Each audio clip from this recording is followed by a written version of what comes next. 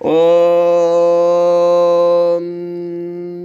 तत्पुरुषाय विद्महे वक्रतुण्डाय धीमहि तन्नो दन्दिः प्रचोदयात्। ॐ साईश्वराय विद्महे सत्यदेवाय धीमहि तन्नः सर्वः प्रचोदयात्। ॐ जयन्ती मङ्गलकाली भद्रकाली कपालिनी दुर्गा क्षमा शिवदात्री स्वाहा स्वदा नमोऽस्तुते। ॐ शान्ति शान्ति शान्तिः। Sairam Lin, Sairam from Malaysia. Sairam from New Zealand, and thank you, Bhagwan, for allowing Sharma and I to share more of your wisdom, this time on the subject of speed of communication. My topic tonight is, I am blocking you right now. I happened to overhear a teenager girl speaking on her mobile phone, obviously to someone who she didn't want to talk to anymore, and she said, I am blocking you right now. All of us who have been on social media, Messenger, WhatsApp, know that we can block a person just by pushing a button and they can no longer communicate with us or read our posts. Now, Swami said something that I picked up while I was at Radio Sai.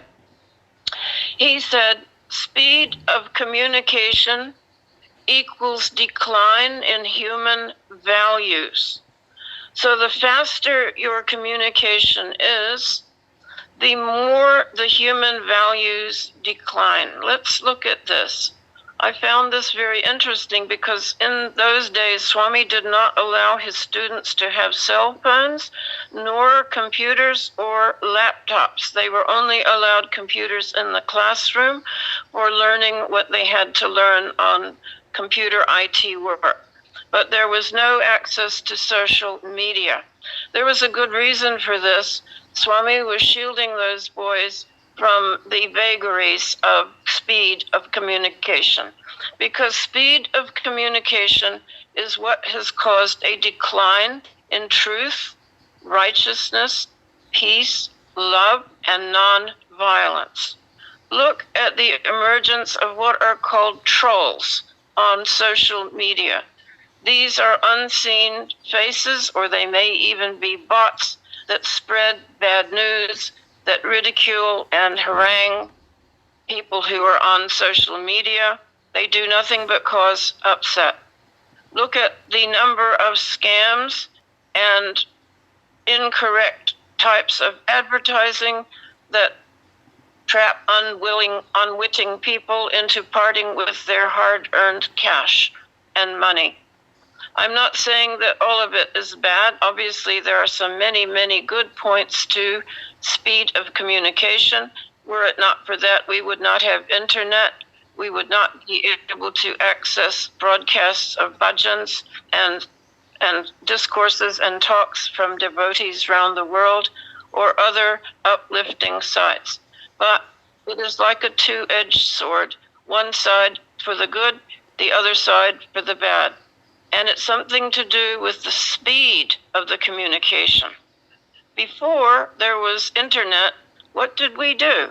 We wrote letters, we had telex, telegrams, we could make a long-distance phone call, which would cost a great deal of money.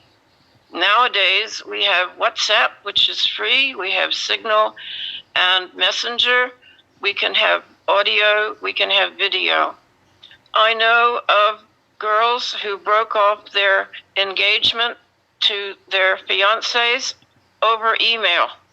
How heartbreaking is that, to suddenly receive an email breaking off a relationship, be it an upcoming marriage or a relationship of the heart. Also, we can see that there is good in social media and that there is fundraising for people who are unwell or have no money to conduct a funeral. I am simply pointing out the anomalies that have come with this speed of communication. Also, it has interfered with our language because there is texting. And what was once the purview of language being beautifully spoken and written, it is now reduced to all kinds of shortened words like a text is TXT.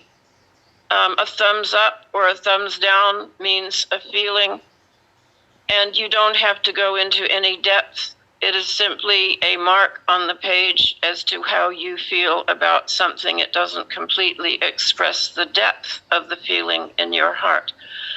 And to me, that is a kind of lessening of the affinity that we have between each other and the beauty of language.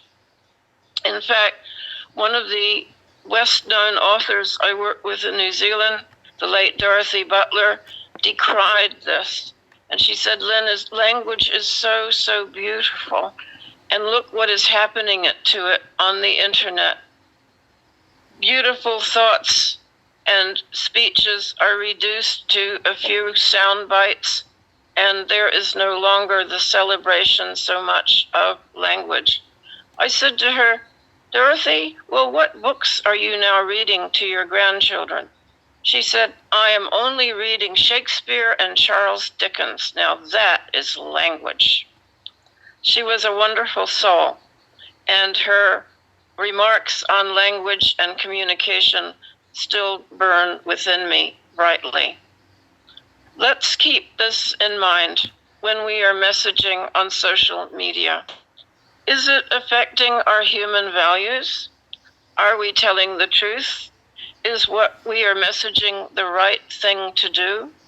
Is what we are watching on social media giving us inner peace? Is it helping us broadcast unconditional love? And is it keeping us in a non-violent state of mind? Good food for thought from Swami. His wisdom is eternal, and it is the top of the pops, as some of my musician friends would say. Om Shri Sai Ram. Om Shri Sai Ram. Tasmat karunya bhavena raksha raksha Sai Ishvara. Hari Om Tat Sat Shri Sai Ishvara Arpanamastu.